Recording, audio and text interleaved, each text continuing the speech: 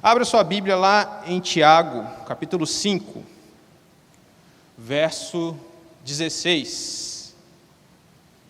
Tiago 5, 16. Nós vamos conversar sobre uma disciplina espiritual chamada confissão de pecados. Tiago 5,16.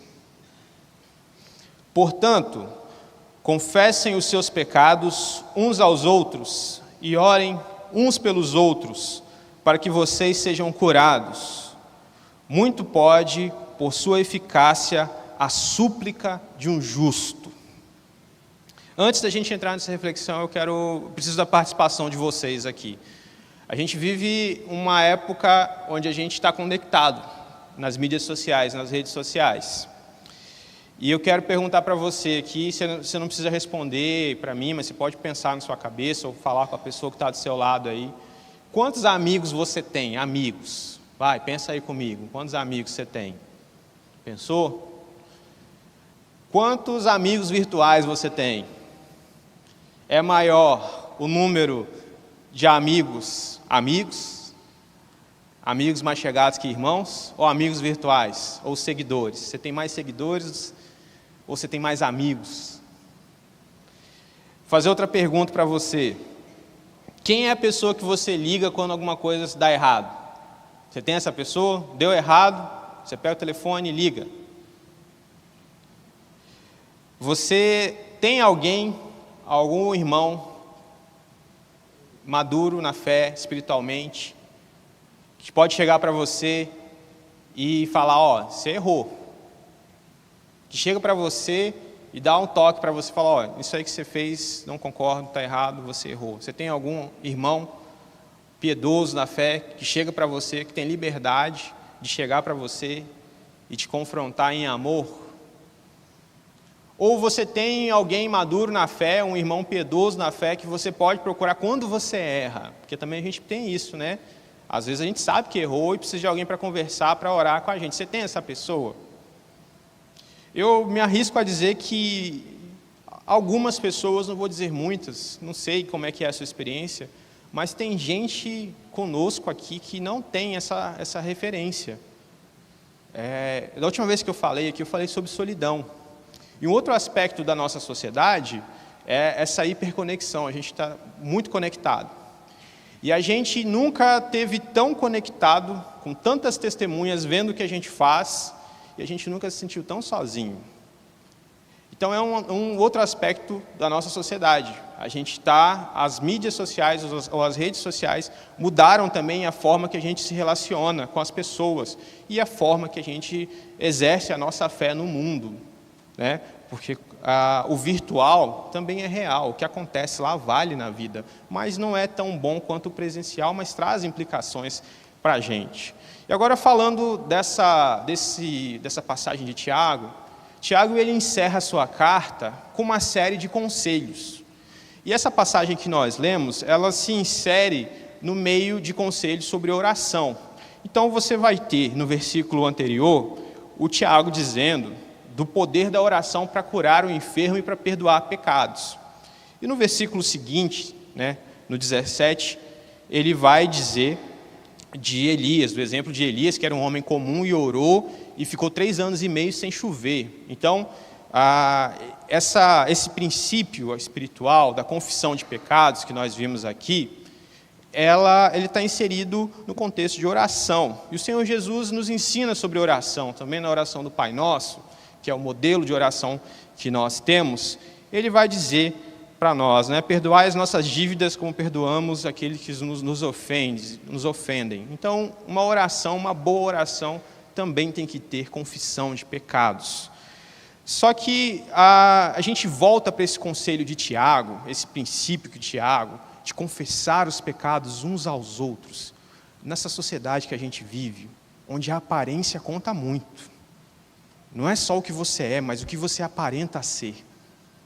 Isso conta muito. E se torna difícil, se torna uma barreira para nós ter alguém para a gente confessar pecados. porque a gente tem que parecer sempre está tudo bem com a gente. E às vezes há uma cultura velada, não nessa igreja, mas em muitas igrejas, que a gente tem que aparentar estar sempre bem. O irmão chega para você e aí, tudo bem? Você fala, tudo bem, tudo ótimo. E às vezes não está ótimo. Não que você tem que sair por aí abrindo com todo mundo. Tem gente que você não tem que abrir mesmo. Porque o que Tiago traz para a gente é você confessar o pecado, você ter uma amizade espiritual, um irmão piedoso, um irmão maduro na fé que vai saber o que fazer com o problema que você leva para ele. Porque tem isso também, você não pode sair por aí jogando para os seus problemas ou suas lutas por todo lugar, com todo mundo. Porque você vai se ferir mais do que resolver um problema.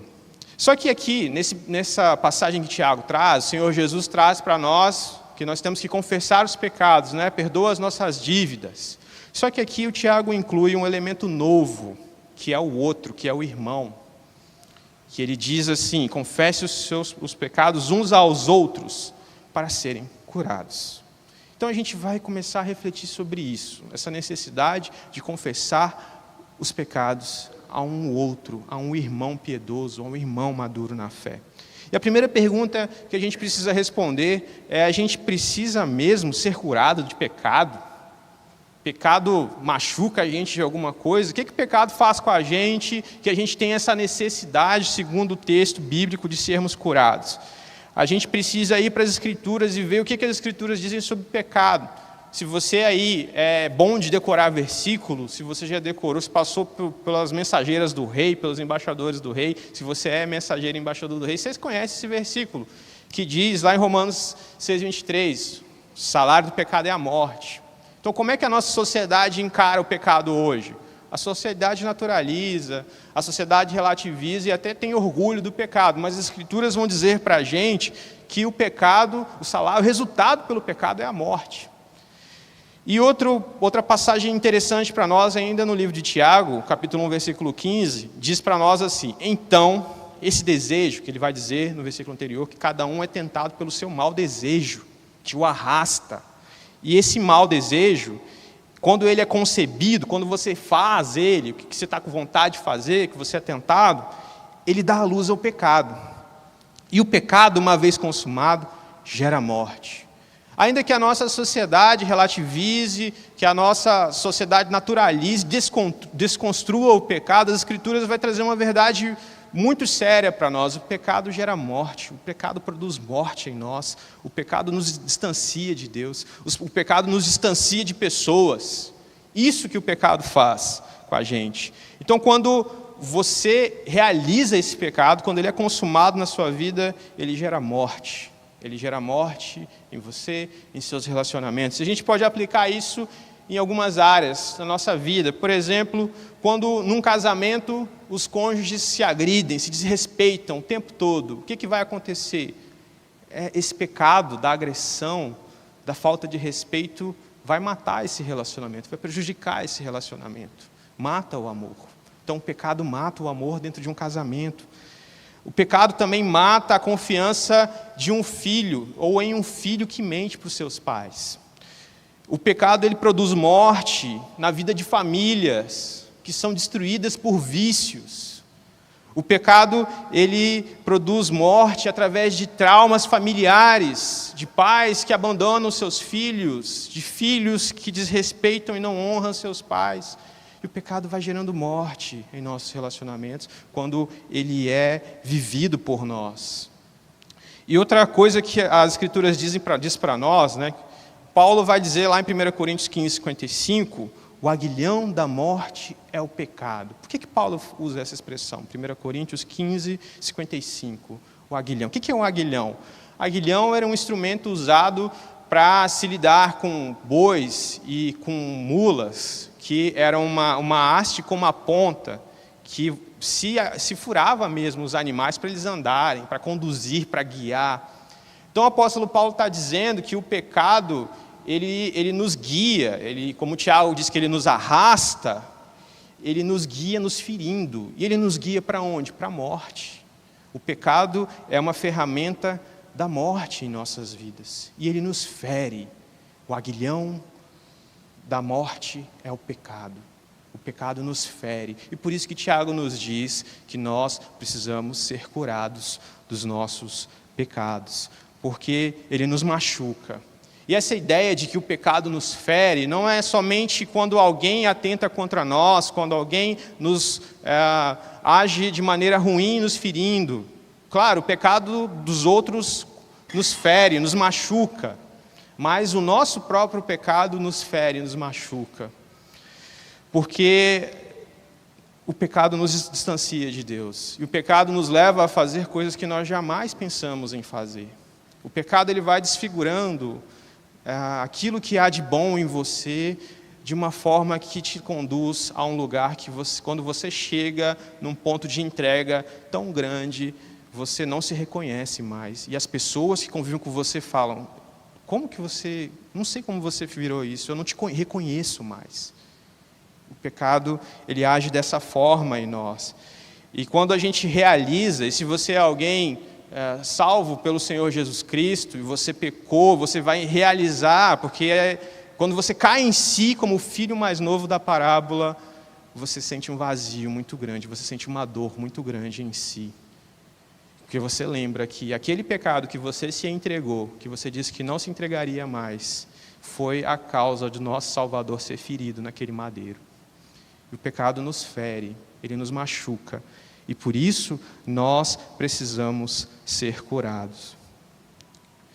E outra coisa que é muito importante para a gente refletir nesse sentido, porque a presença do irmão. Por que da presença do irmão? Por que eu devo confessar o meu pecado ao irmão, assim como o Tiago diz? Porque a gente vai para as Escrituras, na primeira epístola de João, capítulo 1, verso 9, ele vai dizer, se confessarmos os nossos pecados, ele é fiel e justo para nos perdoar de todos os pecados e purificar de toda injustiça. Então, se a gente confessar diante de Deus, não somos perdoados? Sim, somos perdoados. Precisamos confessar os nossos pecados diante de Deus para sermos perdoados. As Escrituras também vão dizer que o pecado escraviza, João 8,34, todo aquele que pratica pecado é escravo do pecado.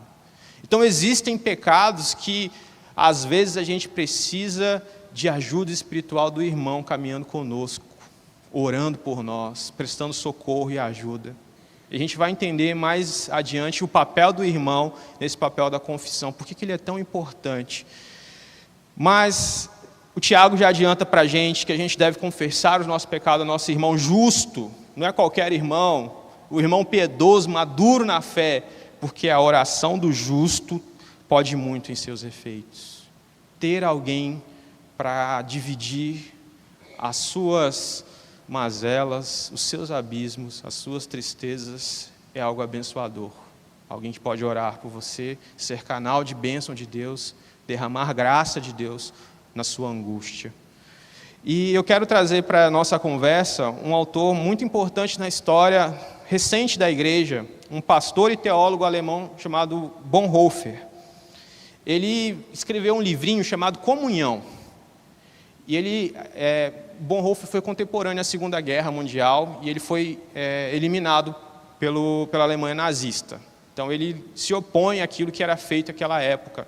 Então ele faz uma reflexão teológica num contexto muito difícil. E ele escreve um livrinho chamado Comunhão. E ele traz alguns princípios para a gente, porque você confessar o seu pecado a um irmão é exatamente isso. Você está em comunhão com irmãos maduros que vão te edificar.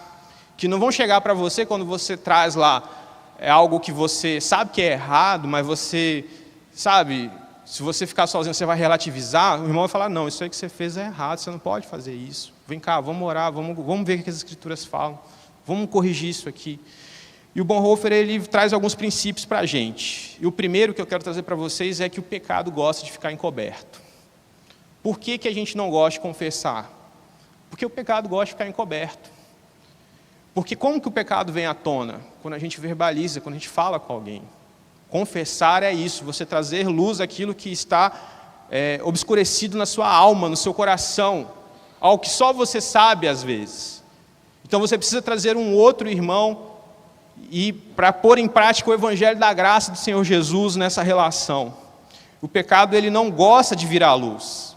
E é interessante que quanto mais isolada a pessoa fica, quanto mais solitária a pessoa fica, na prática do pecado, mais presa ela fica. E uma coisa é proporcional à outra. Quanto mais presa a pessoa fica na prática do pecado, mais solitária ela fica. Ela evita pessoas que podem vir e jogar a luz diante dessa prática que tem o prendido. E o pecado ele vai envenenando a pessoa por dentro. Por isso que chega a um ponto de você não reconhecer mais aquele que estava do seu lado. Você fala, eu não te conheço mais. Porque o pecado ali, na solidão das trevas de um coração que não confessa, envenena aquela pessoa e desfigura aquela pessoa. E quando nós confessamos a um irmão, a gente foge de um perigo da autojustificação.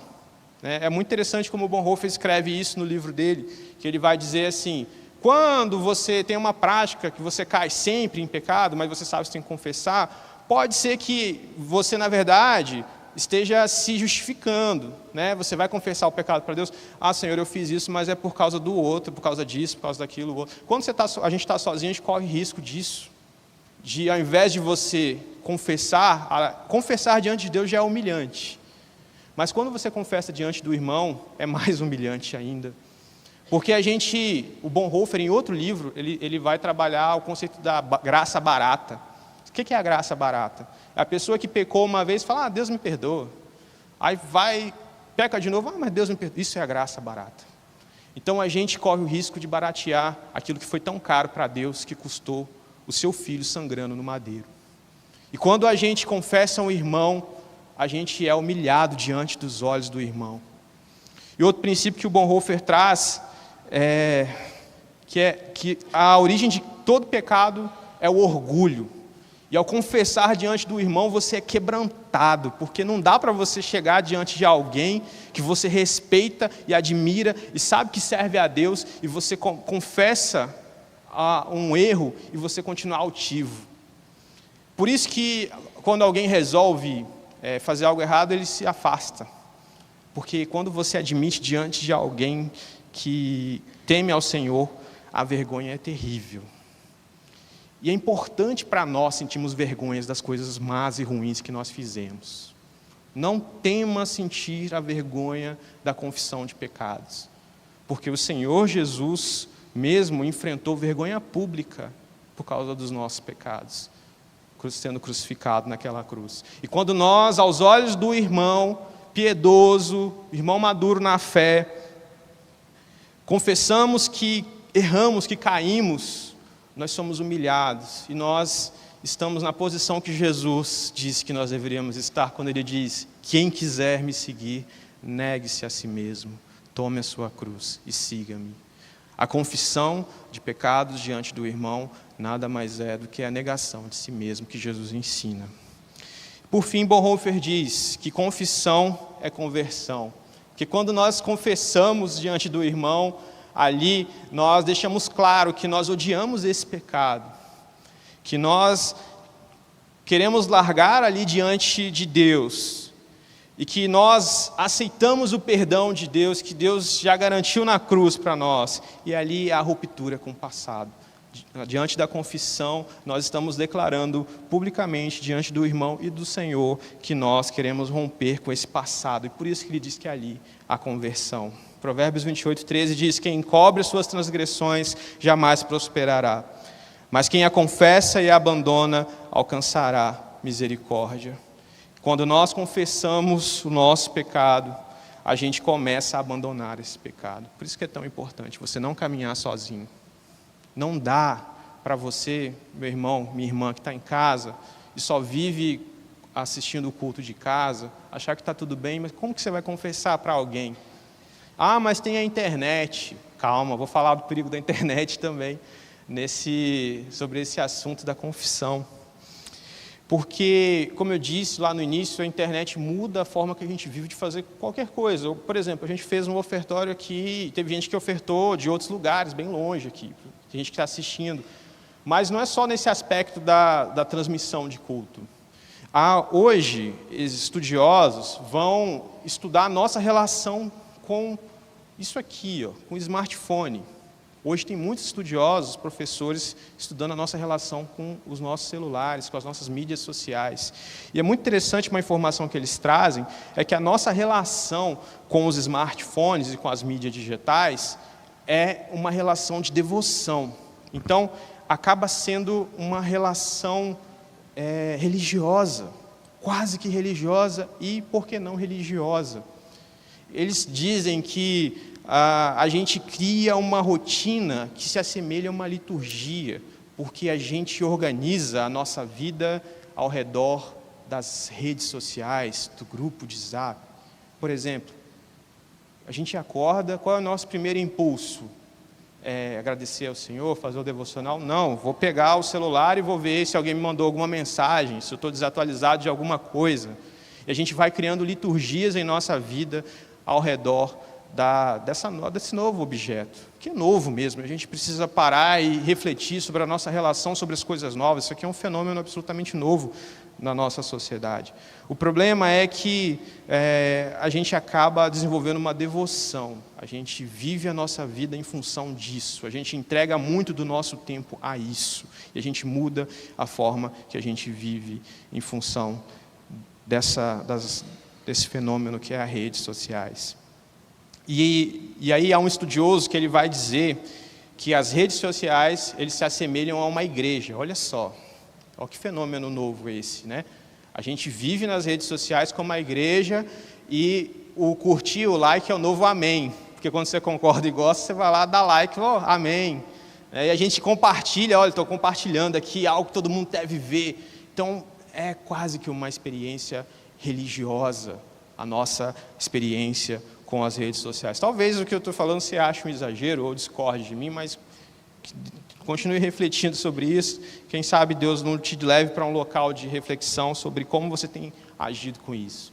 E uma coisa muito presente também nas mídias sociais e nas redes sociais é o consumo, essa cultura de consumo. A gente está consumindo muito conteúdo ali.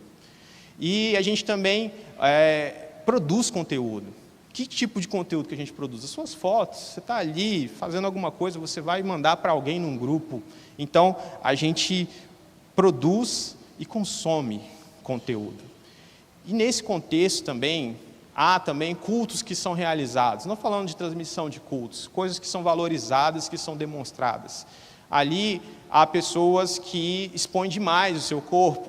Há uma pornografia do corpo, onde por atenção, por desejo, por validação, as pessoas mostram mais do que deveriam mostrar. Só que existe uma pornografia pior do que a do corpo que acontece ali, que é a pornografia da alma.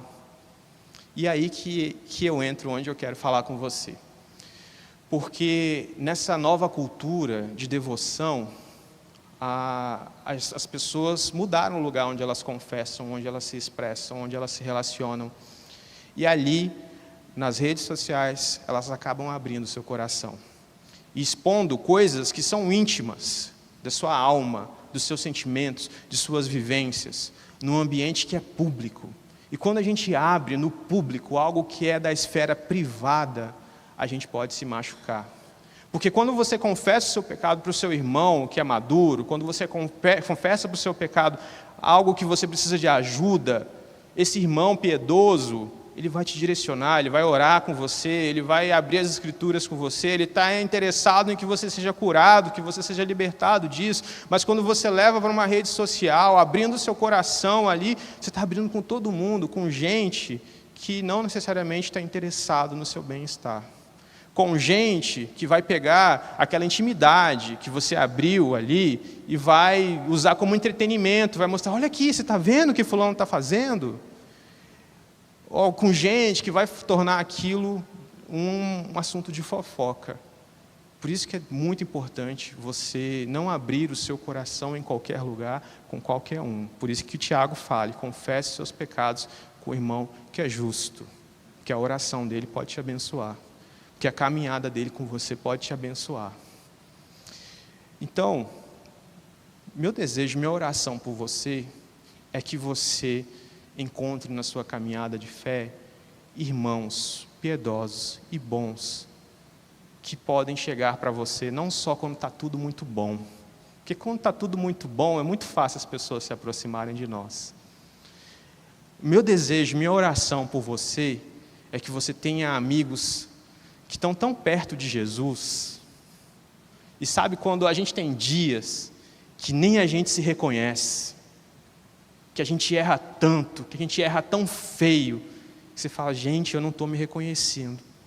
Mas que você tenha amigos que te conhecem e sabem quem você é em Cristo, e vai chegar para você e vai falar assim, você não é assim, e vai lembrar para você de quem você é, que o nosso coração ele é muito rápido de esquecer, que o pecado ele acaba direcionando para a gente, e o diabo acaba mentindo para a gente, e você precisa ter gente que é da verdade, e conhece a verdade, e que fale a verdade de Cristo para você, verdades duras que você às vezes não vai querer ouvir, verdades que às vezes você vai querer fugir, e vai buscar um lugar que vai validar aquilo que você está fazendo, que você sabe que não é legal, que vai te fazer mal. E às vezes, a gente vai para o local da validação. Às vezes as redes sociais, onde ninguém nos conhece, é um local de validação. Mas o que a gente precisa, de acordo com a palavra de Deus, é de alguém que conheça o Senhor Jesus, que conheça a gente também, e sabe quem a gente é. A gente precisa ter para quem ligar quando as coisas vão mal na nossa vida. Minha oração por você é essa, que você tenha para quem ligar, que você tenha com quem compartilhar as melhores e as piores coisas sobre você. E que essa pessoa seja tão próxima de Deus que quando ela vê as piores coisas sobre você, ela não se assuste, mas ela seja tão confiante na graça e no poder de Deus que ela se aproxime mais de você e fale, eu vou andar junto com você. Porque eu sei em quem tenho crido, que o Deus que começou a boa obra na sua vida vai terminar. Que o Senhor nos conceda amizades espirituais. Amém?